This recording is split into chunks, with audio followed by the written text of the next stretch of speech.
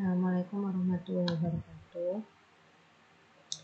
Oke, Rifa akan berikan video tentang reliabilitas setelah Anda membuat video tentang validitas. Jadi teknik validitas dan reliabilitas ini sebenarnya digunakan untuk uji kevalidan kalau validitas. Kalau reliabilitas itu uji keajekan pada data yang berbentuk kuesioner, sehingga jika Anda tidak menggunakan data yang berbentuk kuesioner, maka Anda tidak memerlukan alat validitas maupun reliabilitas.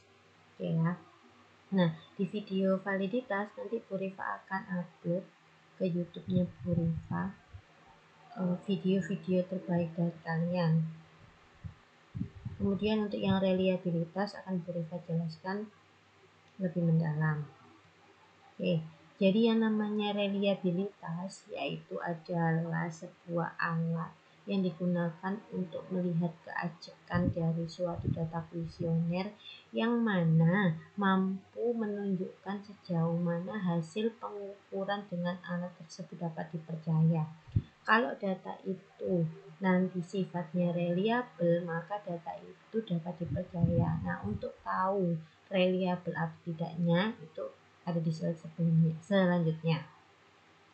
Nah, dalam reliabilitas, taraf kepercayaan yang tinggi itu apabila instrumen tersebut mampu memberikan hasil yang tetap. Maksudnya gini, kalau dia itu datanya ajak atau konsisten atau tetap, maka data kuesioner itu dapat digunakan untuk penelitian lebih mendalam. Contohnya dapat kita gunakan untuk melakukan uji analisis regresi, baik itu regresi berganda ataupun regresi sederhana, seperti itu. Dan nantinya juga akan digunakan uji-uji yang lain yang mendukung adanya uji kamu, baik itu uji regresi berganda maupun sederhana. Kemudian karena reliabilitas ini menggunakan patokan data seberapa sih reliabelnya. Nah, kita itu nanti akan menggunakan SPSS untuk menghitung nilainya, nilai reliabilitasnya. Karena nilai reliabilitas itu banyak, salah satunya kita menggunakan teknik yang namanya koefisien alpha crossband ini. Oke. Nah, dari nilai yang muncul di SPSS nanti, yaitu nilai koefisien crossband alpha tadi, maka kita punya patokan seberapa besar nilai itu bisa dikatakan reliable. Nah, itu ada di beberapa item ini. Ketika nilai koefisien alpha crossband itu tadi kurang dari 0,6, maka data kuesioner kita tidak bisa kita sebut reliable. Oke ya. Tapi kalau data atau koefisien crossband alpha itu perhitungannya lebih dari 0,6, katakanlah di antara rentang 0,6 sampai 0,7, maka dia cukup dikatakan reliable. Begitu pula jika nilai crossband alfanya itu antara 0,8 sampai 0,899, maka dia dikatakan baik atau reliabelnya baik untuk dipercaya atau baik untuk ajaknya, seperti itu. Nah, kalau dia lebih dari 0,9, maka dia benar-benar data yang ajak, dan itu pun kita jarang temui data yang di atas 0,9. Oke, ini keterangannya. R itu adalah nilai crossband alpha itu tadi atau reliabilitas tesnya. Kalau N-nya itu banyaknya data atau soal dalam tes, nanti akan Rifa contohkan. Nah, ada alfa atau standar deviasi dari total nilai masing-masing item. Kemudian ada rata-rata hitung dari nilai total masing-masing item. Oke, selanjutnya ini akan masuk di contoh. Ini adalah data atau hasil perhitungan SPSS yang sudah Bu Rifa peroleh dari data ini. Sebentar. Nah, jadi Bu Rifa akan contohkan langkah-langkah melakukan uji reliabilitas dari data ini. Bu Rifa punya data kuesioner. Di kuesioner ini kita akan lihat skor hasil uji coba tryout angket persepsi mengenai pentingnya organisasi intrakampus. Jadi di sini cuma ada satu variabel. Variabelnya yaitu pentingnya organisasi intrakampus. Satu variabel ini memuat beberapa pertanyaan, diantaranya ada 1, 2, 3, 4, 5, 6, sampai 9 pertanyaan. Jadi satu variabel itu kemungkinan macam-macam, banyak pertanyaannya, ada yang 1, ada yang 2, ataupun ada yang 20. Nah, ketepatan ini ada 9 pertanyaan. Nah, 9 pertanyaan ini akan sudah dibagikan oleh Bu Rifa, katakanlah begitu, kepada 20 responden. Berarti ada katakanlah Siti yang ngisi nomor 1, nomor 2 Andi, nomor 3 Aldi, dan sebagainya sampai 20 orang itu. Ya. Nah, ke 20 data ini yang sudah ditabulasi seperti pertemuan sebelumnya akan Bu Rifa masukkan ke dalam SPSS. Oke. Anda sudah punya SPSS. Yang pertama Anda lakukan kan mendefinisikan variabel dulu. Sebentar, ada perubahan terus.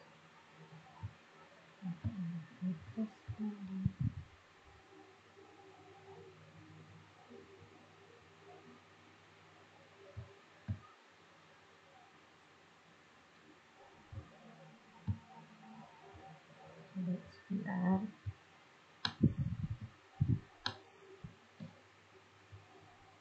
Nah, kalau nanti pun Anda punya data kemarin hasil uji validitas, nah nanti Anda lanjutkan ke dalam bentuk uji reliabilitasnya dari masing-masing data yang Anda punya. Itu ya. Itu adalah tugas ketiga Anda. Oke, contohnya seperti ini. Oke, di sini ada data view dan variable view, maka kita definisikan dulu. Karena ini cuma satu variabel, katakanlah variabelnya disebut Bu Rifa variabel X ya. Maka Bu Rifa bisa kasih nama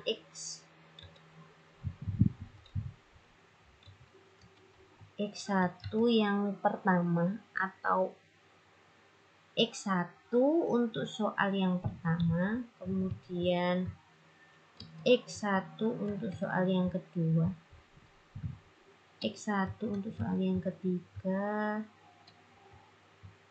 X1 untuk soal yang keempat, X1 untuk soal yang kelima, X1 untuk soal yang keenam, X1 untuk soal yang ketujuh, X1 untuk soal yang ke-8, dan X1 untuk soal yang ke-9. Nah,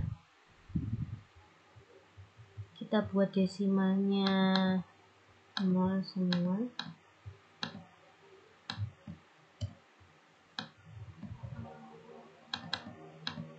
Ya, bagus.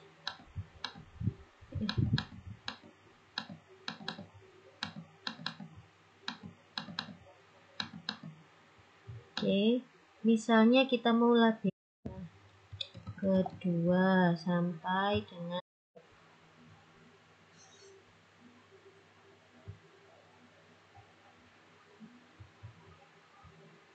Oke, jadi untuk langkah-langkah melakukan tahapan analisis uji reliabilitas yang perlu Anda klik adalah Analyze, kemudian ada Scale, kemudian di sini ada Reliability Analysis.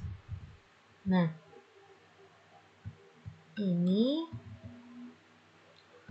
awalnya di sini Anda masukkan semuanya kecuali skor total. Masukkan semuanya di sini karena model yang kita gunakan adalah alpha crossband, maka Anda pilih alpha. Oke ya, kalau sudah kalian klik OK. Nah, hasil reliabilitasnya seperti ini. Ini adalah hasil uji reliabilitasnya. Nah, karena yang kita pakai hanyalah reliabilitas statistik, maka nanti Anda, Rifa sudah siapkan ini. Anda perlu melakukan interpretasi data pada tabel reliability statistik aja. Jadi di sini crossband alpha, nilai crossband alfanya kan 0,808.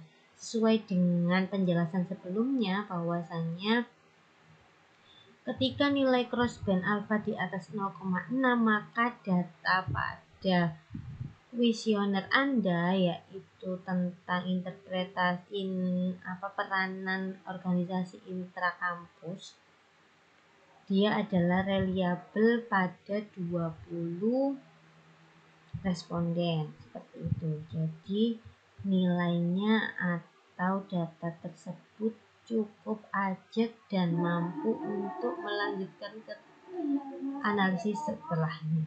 Oke. Demikian, wassalamualaikum warahmatullahi wabarakatuh.